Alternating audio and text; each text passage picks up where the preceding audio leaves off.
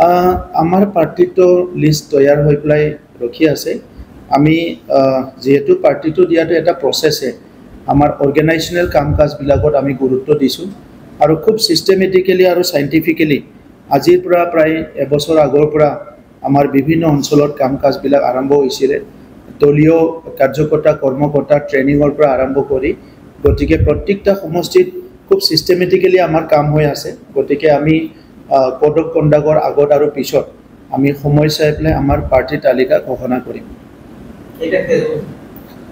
Party তালিকা maximum 2টা phase হ'ব পাৰে। এতিয়ালৈকে আমি 40টা সমষ্টিতে ৰেডি কৰিছোঁ আৰু 40টা সমষ্টিত আমাৰ যিহেতু পাৰ্টিৰ ৱৰ্কাৰবিলাকে কাম কৰি আছে খুব সুন্দৰকৈ, সেইকাৰণে 40টা সমষ্টিতে আমি প্ৰাৰ্থী ৰেডি কৰি আছোঁ।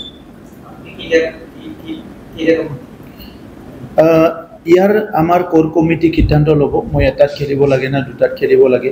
এটা সমষ্টিটোতো ৰেডি হৈয়ে আছে, তো আগে পিছে মোৰ যিটো নিজৰ সমষ্টি হয়, য'ত মই জন্ম হৈছোঁ, আৰু বাকী এটা সমষ্টি যদি খেলিব লাগে, দলৰ কোৰ কমিটিয়ে সিদ্ধান্ত ল'লেহে এইটো মই ঠিক কৰিম।